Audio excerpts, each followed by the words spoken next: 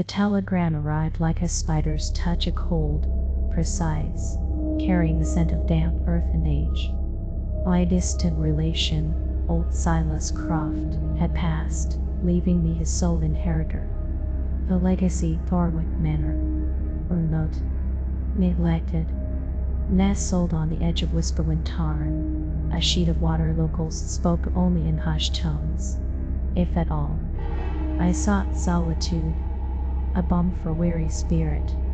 Thornwick, with its crumbling stone facade and sign gables, promised an abundance of isolation. The air inside was thick with the scent of mildew and forgotten things. Thus motes danced in the few shafts of weak light that pierced the grimy windows. The silence, initially a comfort, soon began to feel inhabited. It started subtly. The creak of a floorboard overhead, when I was certain I was alone. A whisper, just beyond earshot, carried on the ever-present wind that seemed to funnel through the old stones. Objects would be found in places I hadn't left them, a heavy book shifted on the table, a door I'd closed standing ajar. The cold, too, was unnatural. Drafts that had no source, pockets of icy air that clung like shrouds, particularly near the tarn-facing windows. The feeling of being watched became a constant companion. Invisible eyes following my movements down the long, dim corridors. Sleep became a fractured thing, filled with vague, unsettling dreams and the persistent sound of dripping water, even when no taps were open, a sound that seemed to come from the very walls. Driven by it, gnawing unease that curdled into fear, I began to delve into the manor's past. The nearest hamlet was miles away, a cluster of wary eyes and tight-lipped silences. Old parish records, brittle and yellowed, spoke in veiled terms of the Ashworth family, the original lords of Thornwick. Their prosperity, the records hinted, was tied to the tarn, to something taken from its depths or offered upon its banks. Then, a stark entry, a generation later, a tragedy. The Ashworth children, 3 of them, lost to the tarn's icy embrace within weeks of each other. Rumors of a curse, an artifact tied to the water, a dark bargain gone wrong, were scrawled in margins, barely legible. The strange occurrences escalated. The whispering grew louder, sometimes coalescing into faint, childish voices.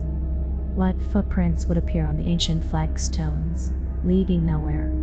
One night, a small, porcelain doll, one I had found packed away and left untouched, appeared on my pillow, its painted eyes staring sightlessly at the ceiling. And it was, as if it had just been pulled from the water. The breakthrough came in Silas's study, a room I had avoided, filled with the musty scent of his final years. Behind a loose stone in the hearth, I found it. A small, tarnished brass bell. It fit perfectly in my palm, cool and heavy. An inscription, worn smooth by time and water, was barely visible, lest they call. As I held it, a profound, chilling sense of sorrow washed over me, followed by a possessive cold that was not my own. The moment I touched the bell, the manor seemed to hold its breath. Then the sounds intensified. Not whispers now, but thin, greedy cries from the upper floors. The sound of small feet padding on the stairs, wet and heavy. The air grew frigid, fogging my breath. From the shadows at the end of the hall, figures began to coalesce as small, indistinct shapes, dripping water onto the polished wood. They moved with a jerky, unnatural gait, their forms shimmering like reflections on disturbed water. They were the Ashworth children, and they wanted the bell. Or perhaps they simply wanted company in the cold, dark depths from which they had been summoned. I fled, clutching the bell, the sound of their watery pursuit echoing through the decaying halls. I locked myself in a room, flimsy door groaning under unseen pressure. The crying sounds were right outside now, muffled by the wood, but laced with an ancient, terrible hunger. The bell in my hand felt like a liquid. It pulsed with a cold energy, drawing the entities closer.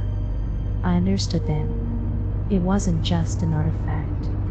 It was an anchor. Or maybe a lure. And I, holding it, was now bound to their watery world. The cries outside the door turned to scratching. So deliberate. The smell of damp earth and stagnant water seeped under the gap at the floor. The wind howled outside, a mournful cry that seemed to carry the voices of the lost. In the distance, across the moor, I could see the dark, unblinking eye of Whisperwind Tarn, pulling, always pulling.